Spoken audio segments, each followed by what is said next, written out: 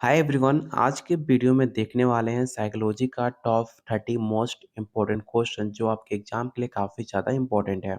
आज का practice set number 8 है। इससे पहले हमने बहुत सारे प्रैक्टिस सेट और बहुत सारे इम्पोर्टेंट क्वेश्चन कंप्लीट कर चुके हैं। अगर आपने वो सारा वीडियो नहीं देखा है तो आप जाकर वीडियो के प्लेलिस्ट में ज़रूर चेकआउट करना। तो चलिए शुरू करते हैं आज का पहला सवाल। लेकिन उससे पहले अगर आप BPSC TRE 4 state second phase की तैयारी कर रहे हो तो आपके सिलेबस में टोटल 15 यूनिट है। और हमने 15 यूनिट से जितने भी टॉपिक्स आपके सिलेबस में दिए गए हैं वो सारे टॉपिक्स कवर करते हुए 2000 से ज़्यादा क्वेश्चन आंसर और साथ में एनसीईआरटी क्लास 11 क्लास 12 का जो बीपीएससी टीआरई 3 में 20 से 22 क्वेश्चन पूछे गए थे उसे आपको कंप्लीट दिया जा रहा है। साथ में आपको टॉपिक वाइज थ्योरी और प्रीवियस ईयर क्वेश्चन ये सब कुछ आपको मिलेगा सिर्फ 300 में।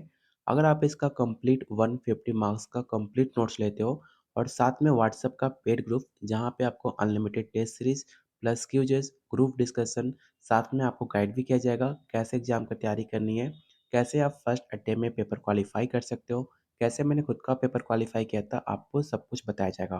बीपीएससी वालों के लिए साइकोलॉजी का 80 marks, GK GS 40 marks and language का 30 मार्क्स ये आपको सब कुछ मिलेगा 500 के अंदर। अगर आप स्टेट की तैयारी कर रहे हो तो स्टेट वालों के लिए 100 मार्क्स का साइकोलॉजी, 30 मार्क्स का arts of teaching and 20 marks का अदर स्किल ये सब कुछ मिल जाएगा आपको सिर्फ 500 में।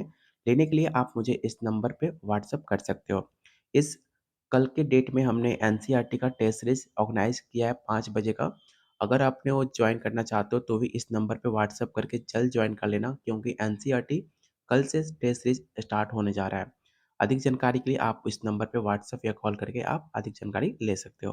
तो चलिए शुरू करते हैं आज का पहला क्वेश्चन। पहला क्वेश्चन है निम्नलिखित में कौन सी संकल्पना सुप्रसिद्ध बेबी डॉल प्रयोग से संबंधित है। जाकर आप प्रीवियस ईयर क्वेश्चन उठाकर देखना बीपीएससी का। उसमें बेबी डॉल से आपका हर बार हर एग्जाम में 1 से 2 सवाल हमेशा पूछा जाता है। तो इस क्वेश्चन को वीवीआई क्वेश्चन आप टिक आउट कर लेना। पहला ऑप्शन है अंतर्दृष्टि अधिगम, ऋणात्मक अधिगम, नैतिक विकास या अनुबंधित अनुक्रिया।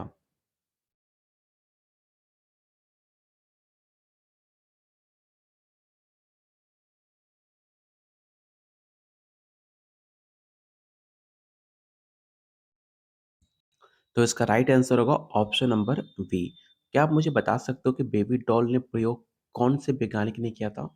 तो याद रखिएगा एल्बर्ट बंडूरा ने। एल्बर्ट बंडूरा ने अपना प्रयोग बेबी डॉल पे किया था। जैसे उनको प्रयोग में ये दिखाया गया था कि जो बच्चे को जो आप दिखाते हो बच्चा वैसा बन जाता है। अगर मान लो कि आप एनिमल जो मूवी आई थी, अगर आप बच्चे को वो दिखाते हो तो बच्चे क्या होता है, बच्चे एक वायलेंट इंसान बन सकता है, वायलेंट वो रूप धारण करेगा, मतलब उसको सीखेगा। अगर आप उसको एक अच्छी मूवी, एक अच्छी स्टोरी सुनाते हो, तो वैसा बनने की कोशिश करता है। तो इसका राइट आंसर होगा ऑप्शन नंबर बी, जो बच्चे देखते हैं उसे ऑब्जर्व करते हैं। अगला क्वेश्चन है फ्राइड के मनोलैंगिक विकास के सिद्धांत की लैंगिक अवस्था का आयु विस्तार एरिक्सन के मनोसामाजिक विकास की निम्नलिखित में किस अवस्था से समतुल्य है। ये सवाल आपके बीपीएससी टीआरई 3 में जाकर पूछा गया था। क्वेश्चन जाकर आप चेकआउट भी कर सकते हो। सेम लैंग्वेज नहीं था लेकिन क्वेश्चन आपका बिल्कुल सेम था, बस लैंग्वेज का थोड़ा डिफरेंट था। तो पहला ऑप्शन है विश्वास बनाम अविश्वास, सौतेता बनाम शर्त एवं संदेह, पहल बनाम अपराध बोध या ऑप्शन डी पहचान बनाम भूमिका भ्रम।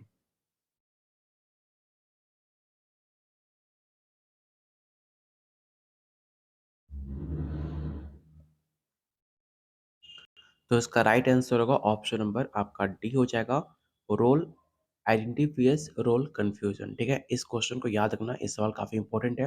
हर बार आपके एग्जाम में सवाल पूछे जाते हैं। अगला क्वेश्चन है किशोरों को ये महसूस करना सभी मेरी ओर देख रहे हैं को संज्ञा दी जा सकती है। आपको बहुत बार ऐसा होता है जब आप एडोलेसेंस एज में होते हो तो आपको ऐसा महसूस होता है कि सब कोई आपको ही देख रहा है। तो ये किस संज्ञा की ओर दी जा सकती है आपको ये बताना है। पहला ऑप्शन है व्यक्तिगत मिथक, क्या एक पर्सनल फाइबल है, या ऑप्शन डी काल्पनिक दर्शक है, या एनोरेक्सिया नर्वोसा है, या ऑप्शन डी बुलिमिया नर्वोसा।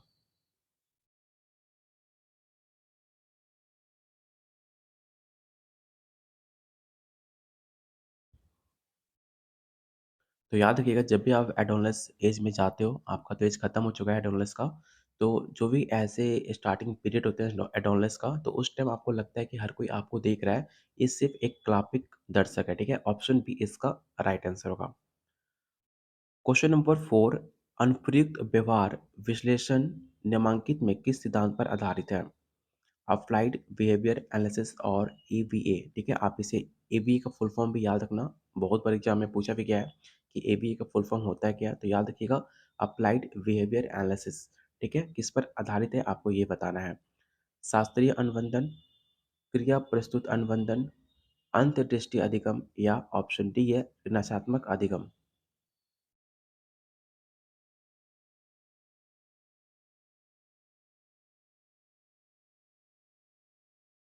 सबसे पहले आपको पता होना चाहिए क्लासिकल कंडीशनिंग किसने दिया था? तो याद रखिएगा पेलॉव ने दिया था क्लासिकल कंडीशनिंग जिनका प्रयोग कुत्ते पे था। क्रिया प्रस्तुत ऑपरेंट कंडीशनिंग किसने दिया था? द स्किनर ने दिया था। चाहे आप इसे रिफोर्समेंट बोल लो, चाहे आप इसे ऑपरेंट कंडीशनिंग बोलो। स्किनर ने प्रयोग किस पे किया था? तो चूहे और कबूतर पे किया था।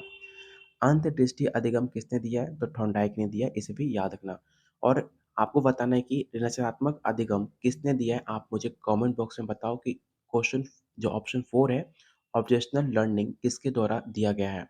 मैंने जस्ट आपको बताया भी था, तो आप मुझे कमेंट बॉक्स में बताओ कि रचनात्मक अधिगम किसके द्वारा दिया गया है?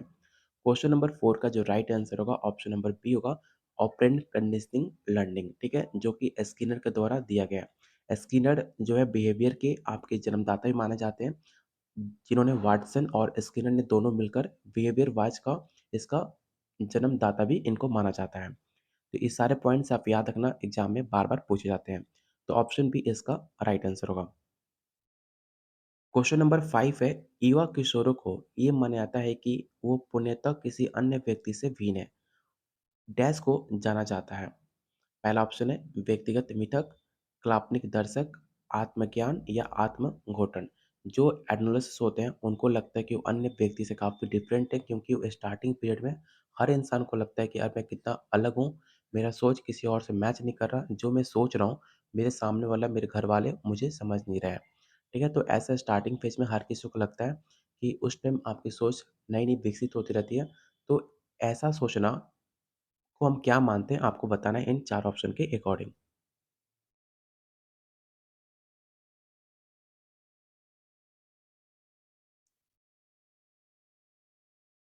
तो उसे कहा जाता है पर्सनल फेवर, मतलब हर किसी का अपना एक नज़रिया होता है, एक अलग नज़रिया होता है पर्सनल सोचने का, ठीक है?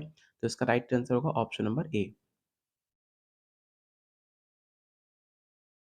क्वेश्चन नंबर 6 ध्यान से देखना, काफ़ी इंपॉर्टेंट है और ये बीपीएससी में भी पूछा हुआ सवाल है, तो एक बार अच्छे से ध्यान से क्वेश्चन को रीड करना कि निरचनात्मक अधिगम के 4 तत्वों का सही क्रम क्या है, ठीक है? इन ऑप्शन को एक बार ध्यान से देखो और मुझे बताओ कि क्वेश्चन नंबर 6 का राइट आंसर क्या हो सकता है?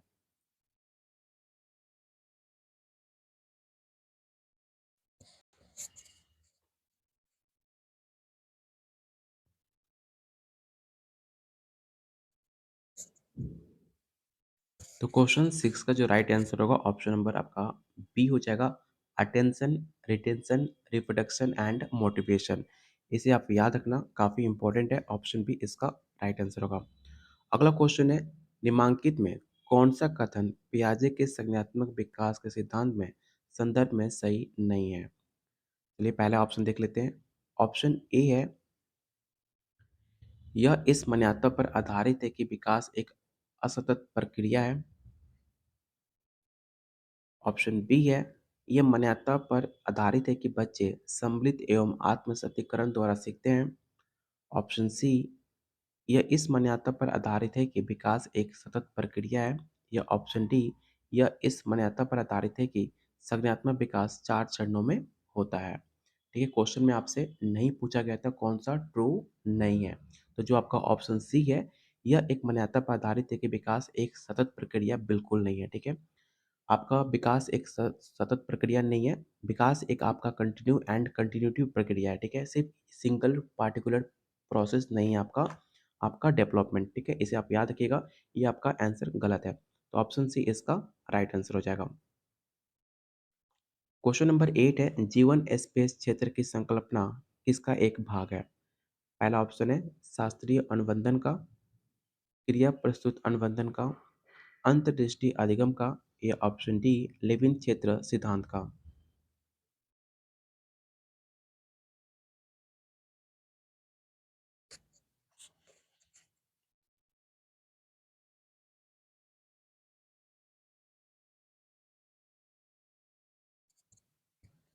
तो आपने पढ़ा होगा लाइफ स्पेस किसका पार्ट है? तो लिव इन फील्ड थ्योरी का, ठीक है। जो आपको एनसीईआरटी में क्लास 11 में चैप्टर 5 आपने पढ़ा होगा, लिव इन क्षेत्र सिद्धांत। और हम कल से अपना एनसीईआरटी टेस्ट सीरीज स्टार्ट कर रहे हैं। जो पहला चैप्टर है व्हाट इज साइकोलॉजी, उसका कल टेस्ट सीरीज है 5 PM पे। देखो टेस्ट, जो आपका टेस्ट है वो हर कोई अटेंड कर सकता है, चाहे आपने पेड ग्रुप लिया हो चाहे ना लिया हो, उसका आप टेस्ट आप हर कोई ज्वाइन कर सकते हो हमारे टेलीग्राम ग्रुप में ज्वाइन करके। लेकिन जो आपका रिजल्ट होता है, जो उसका डिटेल व्याख्या होता है, वो सिर्फ उन्हीं को मिलता है जो हमारे पेड ग्रुप के हिस्सा होते हैं। अगर आप भी टेस्ट सीरीज पार्टिसिपेट करना चाहते हो तो आप हमारे टेलीग्राम ग्रुप को ज्वाइन कर सकते हो, फ्री ऑफ कॉस्ट है। वहाँ पे आपको लिंक मिल जाएगा, उससे आप पार्टिसिपेट भी कर सकते हो। लेकिन सिर्फ आपको फ़ायदा एक नहीं मिलेगा, आपको रिजल्ट प्रकाशित नहीं होगा, आपके डाउट क्लियर नहीं होंगे और आपका जो व्याख्या जितने भी क्वेश्चन है उसका व्याख्या आपको नहीं मिलेगा। ठीक है? वो सिर्फ आपको मिलेगा जो पेड बैच के मेंबर हैं। ठीक है? तो आप टेस्ट सीरीज़ ज्वाइन करने के लिए कल का आप जाकर टेलीग्राम ग्रुप, जिसका लिंक डिस्क्रिप्शन बॉक्स और कमेंट बॉक्स में पिन कर रखा है, आप जाकर वहाँ से भी ज्वाइन कर सकते हो। तो क्वेश्चन 8 का राइट आंसर होगा option number D. Question number 9 है, नकारात्मक रिफोर्समेंट एवं दंत का क्या संबंध है? इन ऑप्शन को ध्यान से पढ़िए और बताइए क्वेश्चन 9 का राइट आंसर क्या हो सकता है?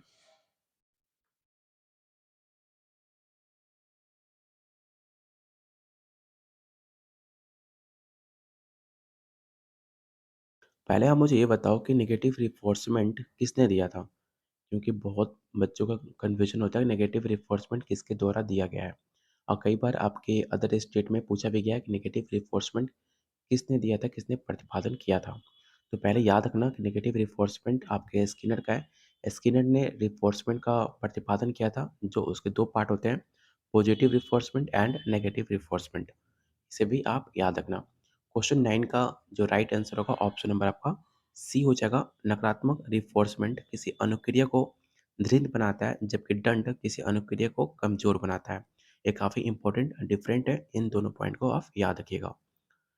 क्वेश्चन नंबर आपका 10 आपसे कह रहा है कि यदि एक ऐसी क्रिया की आवृत्ति किसी दूसरी क्रिया कार्य से अधिक है, तब पहली क्रिया का उपयोग दूसरी क्रिया या कार्य जिसकी आवृत्ति कम है के लिए पुनर्वलन के रूप में किया जा सकता है। ये किसका सिद्धांत है?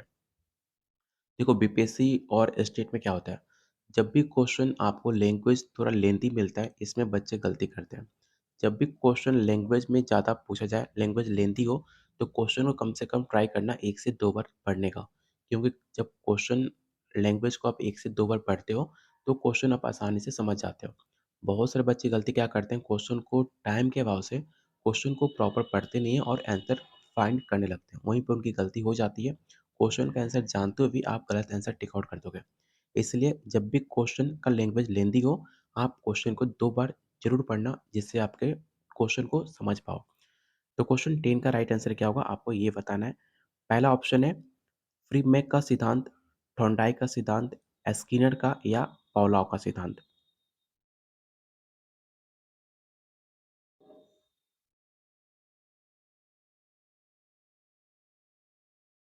तो क्वेश्चन 10 का जो राइट आंसर होगा ऑप्शन नंबर ए होगा, प्रीमेक का सिद्धांत। इस क्वेश्चन को याद रखना, इस सवाल हो सकता है आपके एग्जाम में फिर से पूछा जाए। क्वेश्चन नंबर 11 है, निम्नलिखित में कौन सा स्थिर अंतराल रिफोर्समेंट का उदाहरण नहीं है? पहला ऑप्शन है प्रतिमाह वेतन प्राप्त करना, एक व्यस्त नंबर डायल करना, औद्योगिक रूप से दंत जांच के लिए जाना, या ऑप्शन डी प्रति वर्ष वेतन वृद्धि मिलना। ध्यान से क्वेश्चन को रीड करना है, यहाँ पे आपको नहीं बताना है, ठीक है? जब भी क्वेश्चन में नेगेटिव पूछे, इसे आप ध्यान में रखना।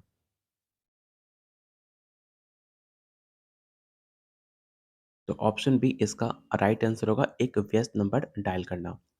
क्वेश्चन नंबर 12, निम्नलिखित में कौन सा विकल्प ऑटिज्म स्पेक्ट्रम डिसऑर्डर की विशेषता नहीं है। आपको एनसीईआरटी में आपको डिसऑर्डर एक टॉपिक भी है, जो हर बार आपके एग्ज़ाम में 3 से 4 सवाल हमेशा पूछे जाते हैं डिसऑर्डर से। तो ध्यान से बताइए कि ऑटिज्म स्पेक्ट्रम डिसऑर्डर की कौन-सी विशेषता नहीं है?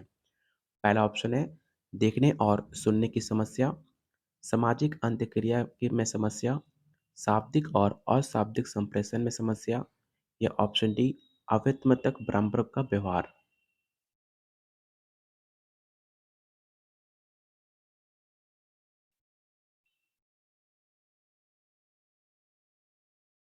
देखो, अगर थोड़ा-सा ध्यान से देखोगे तो ऑटिज़्म, ऑटिज़्म मतलब क्या होता है सुनना, ठीक है?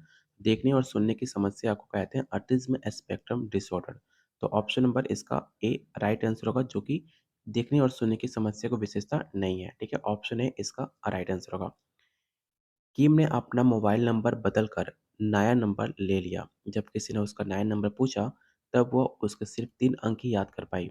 इसका कारण निम्नलिखित में क्या हो सकता है? बहुत बार ऐसा होता है जब जियो फर्स्ट टाइम आया था, तो जिन्होंने भी सिम लिया था उसका नंबर उन्होंने याद नहीं किया था। उनको लगा था कि फ्री में सब कुछ मिला है, तो हो सकता है कुछ टाइम चले और इसको बंद कर दिया जाए।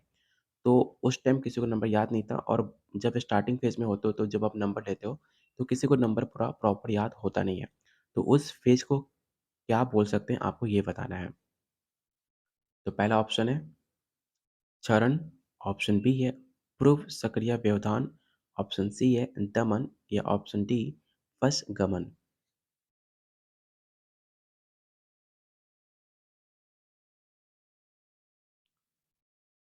तो इसका राइट आंसर होगा ऑप्शन नंबर बी और आप लोगों से रिक्वेस्ट है जिन्होंने वीडियो को लाइक एंड शेयर नहीं करते हो, मुझे बताओ कि लाइक एंड शेयर करना क्यों नहीं है आप लोगों को? क्योंकि आप लोग के लिए इतना मेहनत किया जाता है, इतना क्वेश्चन फाइंड किया जाता है, बहुत जल्द आपको टॉपिक वाइज़ क्वेश्चन आंसर भी कराया जाएगा। जब आप लाइक करते हो तो बस इससे हमें एक मोटिवेशन मिलता है कि वीडियो आपको पसंद आ रही है और इसलिए हम और ज़्यादा हमें मेहनत करने का कोशिश भी करते हैं। तो प्लीज़ वीडियो को लाइक एंड शेयर आप लोग सबको ही कीजिएगा। क्वेश्चन 13 का right answer option number B होगा। क्वेश्चन नंबर 14 है निम्नलिखित में कौन-सा कथन वाइगेत्स्की समाज सांस्कृतिक सिद्धांत के संदर्भ में सही नहीं है? ठीक है, वाइगेत्स्की का आपने सिद्धांत पढ़ा होगा सीटेट या एसटेट बीएड में, ठीक है? वहाँ पे आपको पढ़ाया जाता है वाइगेत्स्की का समाज सांस्कृतिक सिद्धांत। ये भी सवाल पूछा जाता है कि वाइगेत्स्की ने कौन-सा सिद्धांत दिया था? तो याद रखिएगा सोशियो कल्चर थ्योरी, ठीक है? वाइगेत्स्की का दिया हुआ सिद्धांत है। तो आपको बताना है कि उसके सिद्धांत के अनुसार इन 4 ऑप्शन में कौन-सा सही नहीं है?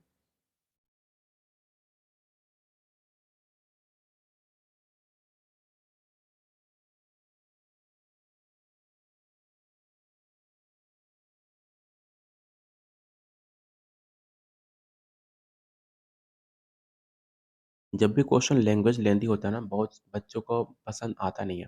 लेकिन याद रखना, अगर ऐसे क्वेश्चन से आप भाग रहे हो, तो फिर आप गलती कर रहे हो। क्योंकि एग्ज़ाम में आपको ऐसे लैंग्वेज लेंदी क्वेश्चन ही मिलने वाले हैं।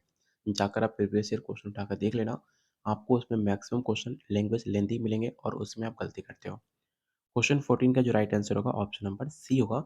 ये बालक के संज्ञानात्मक विकास में भाषा के महत्व की उपेक्षा करता है। कभी भी वाइगेट्स्की ने संज्ञानात्मक की बात कभी नहीं करी है, कॉग्निटिव डेवलपमेंट की बात सिर्फ जीन पियाजे ने करा था।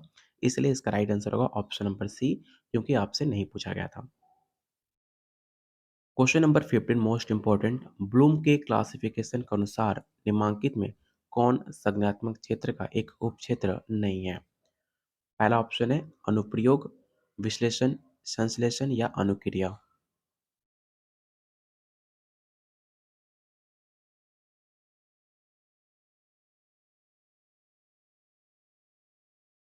तो इसका राइट आंसर होगा ऑप्शन नंबर डी रेस्पॉन्डिंग। अगला क्वेश्चन, मस्तिष्क के प्री फ्रंटल कॉर्टेक्स के द्वारा निम्नलिखित में कौन सा कार्य नियंत्रित नहीं होता है? ये सवाल आपके एग्जाम में पूछा हुआ सवाल है, इसे आप विवेक क्वेश्चन टेक आउट कर सकते हो। पहला ऑप्शन है शारीरिक परिचालन, चिंतन, समस्या समाधान या दृष्टि एवं श्रवण।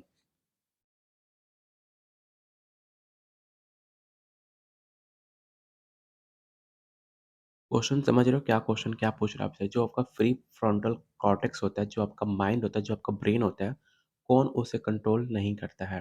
मतलब उसके बस की बात नहीं है आपको माइंड को कंट्रोल करना इन 4 ऑप्शन में से। तो काफ़ी आसान है, अगर थोड़ा बहुत भी ध्यान से ऑप्शन देखोगे, आप ऑप्शन आराम से इसका आंसर फाइंड कर पाओगे। तो जो भी आंसर ए, बी, सी कर रहे हैं, सबका आंसर गलत है। इसका राइट आंसर होगा option number D, vision and hearing. ध्यान से सुनना, जो आपका प्री फ्रंटल कॉर्टेक्स जो आपका ब्रेन है, जो उसका आगे का जो पार्ट्स आप देख रहे हो, जहाँ पे आप मतलब हाउसवाइफ जो फीमेल है, जो जहाँ पे सिंदूर करती हैं, वो आपका प्री फ्रंटल होता है, ठीक है? उसका जो पार्ट होता है, वो आपको कंट्रोल करता है आपके बॉडी मूवमेंट का, थिंकिंग उससे करते हो, प्रॉब्लम सॉल्विंग, ये 3 आपको कंट्रोल करता है। लेकिन जो आपका विज़न है, जो आपका हियरिंग है, उसे कंट्रोल वो नहीं करता है। इसलिए इसका राइट आंसर होगा ऑप्शन नंबर डी। किशोर बालकों के दिवास्वप्न के संदर्भ में निम्नलिखित में कौन-सा कथन सही नहीं है? तो इन ऑप्शन को ध्यान से पढ़ो और बताओ कौन-सा स्टेटमेंट आपका सही नहीं है।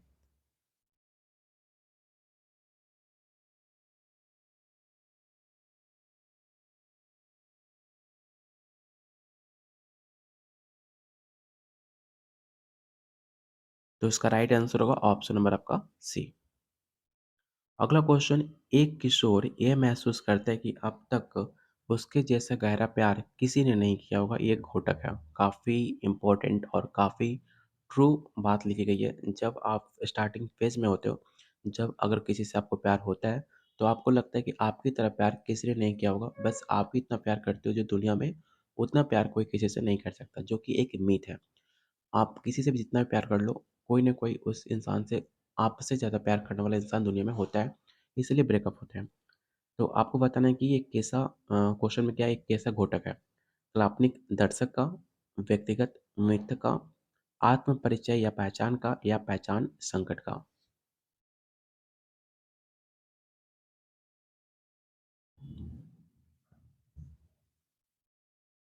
तो इसका राइट आंसर होगा ऑप्शन नंबर बी, एक व्यक्तिगत मिथक है, एक पर्सनल फेबल है, ठीक है?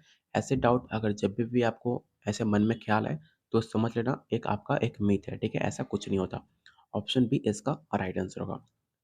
वाक्यांश एक हाथ में 6 एवं दूसरे हाथ में आधा दर्जन निम्नलिखित में किस प्रकार के ड्रीम का सर्वोत्तम व्याख्या है? पहला ऑप्शन है approach avoidance conflict, option B avoidance avoidance conflict, option C approach approach conflict, या option D double approach and avoidance conflict. आपको बताना है क्वेश्चन 19 का राइट आंसर क्या होगा।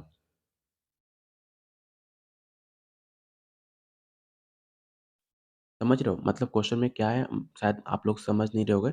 एक हाथ में मतलब मान लो कि एक हाथ में 6 केले हैं, ठीक है? और दूसरे हाथ में एक आधा दर्जन केला है। तो उसको डिस्क्राइब कौन बेटर कर रहा है, आपको ये बताना है इन कॉन्फ्लिक्ट को, ठीक है? अगर कोई बोले कि एक हाथ में आप आधा दर्जन केले लिए हो, कोई दूसरा इंसान कह रहा है कि आपके हाथ में 6 केले हैं, तो उसको बेटर डिस्क्राइब कौन कर रहा है, आपसे क्वेश्चन में ये पूछा जा रहा है। तो इसका राइट आंसर होगा option number C, approach and approach conflict. Question number 20, Bronfenbrenner की परिस्थितिक यंत्र के सिद्धांत के अनुसार निम्नलिखित में कौन बालक के वृत्त क्षेत्र में सम्मिलित नहीं है? इस क्वेश्चन को याद रखना काफ़ी इंपॉर्टेंट है। हर बार आपके एग्जाम में सवाल और चाहे अदर स्टेट हो चाहे आपका बीपीएससी स्टेट हो, ये सवाल काफ़ी इंपॉर्टेंट है, हर एग्जाम में सवाल पूछा जाता है। तो पहला ऑप्शन है स्कूल, वैल्यू, लॉ, या ऑप्शन डी है कस्टम्स।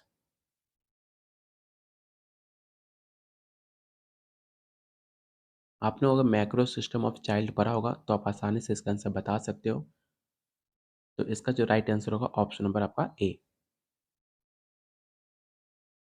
पुरस्कार के संबंध में निम्नलिखित में कौन-सा स्टेटमेंट सही नहीं है? तो आपको इन ऑप्शन को एक बार ध्यान से रीड कीजिए और बताइए कि कौन-सा स्टेटमेंट आपका सही नहीं है रिवार्ड को लेकर।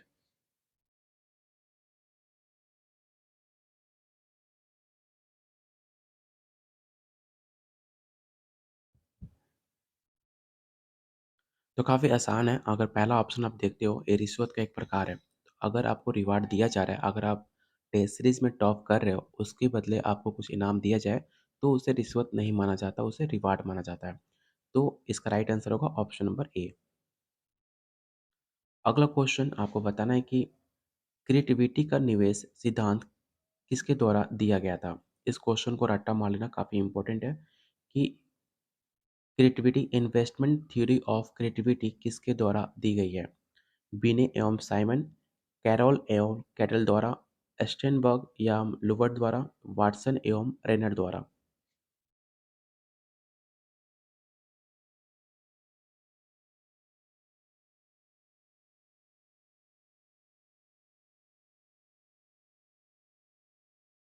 तो याद रखिएगा, investment theory of creativity Sternberg and Lubart के द्वारा दिया गया है। ऑप्शन नंबर सी इसका राइट आंसर होगा। अगला क्वेश्चन, विकास के इस चरण में बच्चे अपनी आंख, कान, हाथ एवं अन्य संवेदी अंग के द्वारा चिंतन करते हैं। ये कथन निम्नलिखित में किस संज्ञानात्मक विकास की अवस्था में सर्वोत्तम व्याख्या है? देखो, अगर कॉग्निटिव डेवलपमेंट आपने कई बार पढ़ा होगा, आपने सीटेड, बीएड हर जगह पढ़ा होगा कॉग्निटिव डेवलपमेंट, जो कि जिन पे आज इसके बारे में बात करते हैं। तो आपको बताना है कि जब बच्चे अपनी आँख, कान, हाथ, चाहे जो भी आपका सेंसरी आइटम होते हैं, जो आँख हो गया, हाथ हो गया, उससे चिंतन करते हैं, उस किस स्टेज में होता है? तो काफ़ी आसान क्वेश्चन है। सेंसरी मोटर, जिसका टाइम ऑफ पीरियड होता है 0 से 2, प्री ऑपरेशनल 2 से 5, कंक्रीट 6 से 11 और फॉर्मल 11 से 15, 11 से 16। ठीक है? जो कि इसके प्रतिपादन है जीन पियाजे। आप इसे भी याद रख सकते हो।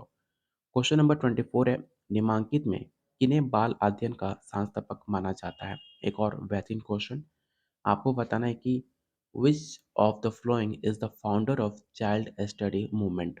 अल्फ्रेड बिने, थेodोर सिमोन, जी स्टेनले हॉल या ऑप्शन डी है बी एफ स्किनर?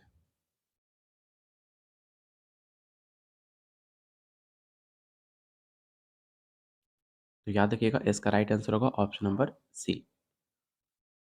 अगला क्वेश्चन, निम्नांकित में कौन सा किशोर अवस्था के अपरिपक्व चिंतन का उदाहरण नहीं है, जैसा कि एंड क्लिंट द्वारा बताया गया है? एक और बेहतरीन क्वेश्चन है, इसे आप भी क्वेश्चन टिक आउट कीजिएगा। पहला ऑप्शन है आदर्शवाद, वाद विवाद की प्रवृत्ति, आग्रहिता या विशिष्टता की प्रवृत्ति। इन ध्यान से ऑप्शन को रीड करना और बताओ क्वेश्चन 25 का राइट आंसर क्या होगा।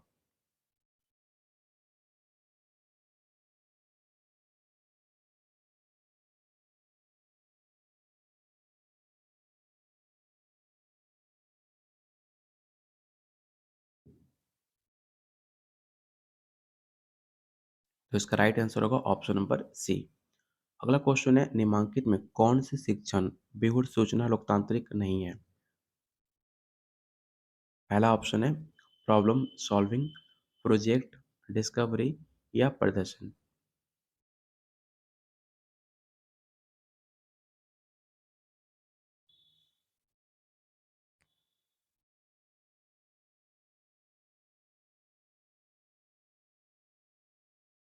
तो इसका राइट आंसर होगा ऑप्शन नंबर सी, प्रदर्शन आपका राइट आंसर होगा, क्योंकि आपसे क्वेश्चन नहीं पूछा गया था।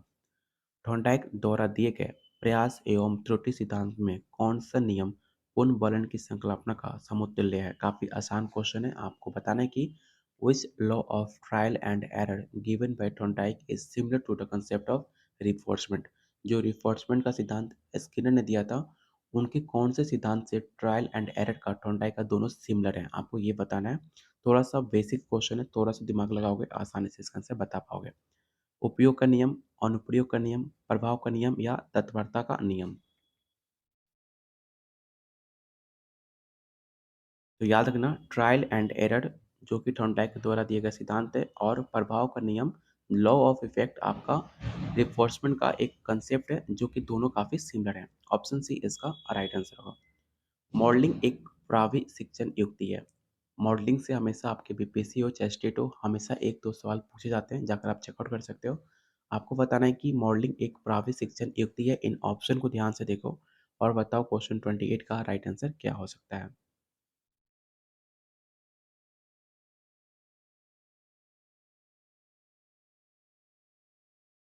तो इसका राइट आंसर होगा ऑप्शन नंबर डी, बौद्धिक अक्षमता युक्त बच्चों के लिए, ऑप्शन डी। अगला क्वेश्चन है, उच्च बुद्धि का निम्नलिखित में कौन सा संकेतक सर्वोत्तम है? पहला ऑप्शन है बुद्धि परीक्षण में 103 अंक प्राप्त करना, स्मृति से कविता पास करना, उच्च ग्रेड प्राप्त करना या पृष्ठ पोषण के पश्चात समान गलती को ना दोहराना। मतलब जो कि आपका हाई इंटेलिजेंस है, आप किसे बेस्ट इंडिकेटर आप काउंट करोगे, किस ऑप्शन को चुनोगे इन चार ऑप्शन के अकॉर्डिंग, जो आपको लगेगा कि वो काफ़ी बच्चा काफ़ी तेज है।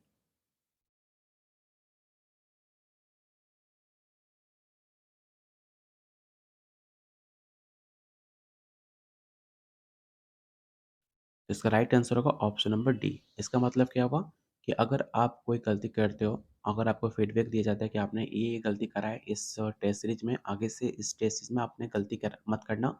तो आने वाले एग्ज़ाम में वो बच्चा वो गलती ना दोहराए, जो उसने पहले गलती दोहराया था, उसको सबसे अच्छा माना जाता है best indicator of high intelligence.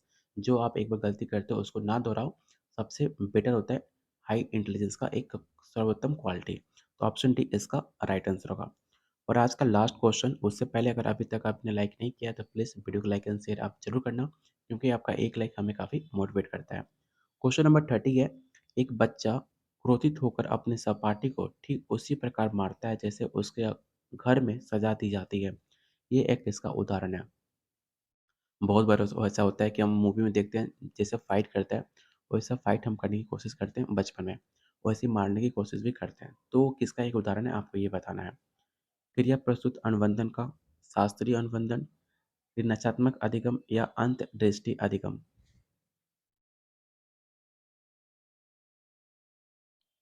तो याद रखना, जो भी हम ऑब्ज़र्व करते हैं, जो भी हम अवलोकन करते हैं, कोई भी चीज़ वैसा हम करने की कोशिश करते हैं। इसका राइट आंसर होगा ऑप्शन नंबर सी।